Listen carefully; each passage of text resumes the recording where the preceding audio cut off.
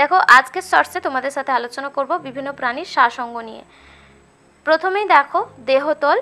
দেহতল যে সমস্ত প্রাণীর শ্বাসঅঙ্গ অ্যামিবা, প্যারামিসিয়াম, হাইড্রা, স্পঞ্জ এই সমস্ত নিম্ন শ্রেণীর যে জলজ প্রাণী রয়েছে তাদের দেহের এরকম দেহের যে সারফেসটা রয়েছে এই দেহতল দিয়েই কিন্তু তারা শ্বাসকার্য চালায়, অর্থাৎ গ্যাসীয় আদান প্রদান ঘটায়। নেক্সট রয়েছে দেখো শ্বাসনালী বা ট্রাকিয়া। প্রচুর প্রশ্ন আসে পরীক্ষাতে।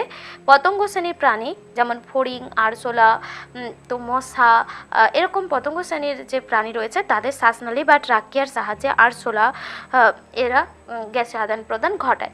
নেক্সট রয়েছে দেখো বুক গিল। তো এই বুক গিল কাদের দেখা যায়? চিংড়ি, রাজকাঁকড়া এদের মধ্যে, অর্থাৎ এদের দেখো যে ফুলকাটা থাকে দেখতে অনেকটা বইয়ের পাতার মতন হয়ে থাকে, সেজন্য এটাকে বুক গিল বলা হয়। বুক লাং বা বই ফুসফুস যেটাকে বলা হয়, এটা কাদের দেখা যায়? মাকড়সা, কাঁকড়া বিছে ইত্যাদি প্রাণীদের মধ্যে দেখো এই যে এটা ফুসফুসটা দেখতে বইয়ের পাতার মতন হয়ে থাকে, সেজন্য বুক লাং বলা হয়। অতিরিক্ত শ্বাসঅঙ্গ থাকে কিছু প্রাণীর, যেমন মাছের ফুলকা থাকে, ফুলকার সাথে সাথে আরও কিছু অঙ্গ থাকে।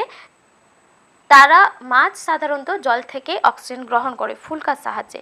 এবার কিছু মাছ রয়েছে যারা কর্দমাক্ত পরিবেশে বসবাস করে এবং তারা জল থেকে উপরে উঠে এসেও যাতে বেঁচে থাকতে পারে সেই জন্য, এবং বাতাস থেকে যাতে অক্সিজেন গ্রহণ করতে পারে সেই জন্য তাদের দেহে অতিরিক্ত শ্বাসঅঙ্গ থাকে।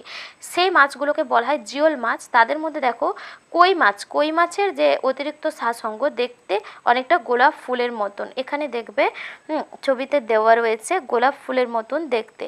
নেক্সট রয়েছে দেখো মাগুর মাছের কদম ফুলের মতন দেখতে, আর শিঙি মাছের নলের মতন দেখতে। এটা শিঙি মাছের ছবি। আর হচ্ছে গিয়ে ওপরের ধারে এটা হচ্ছে কই মাছের ছবি, আর এটা মাগুর মাছের ছবি।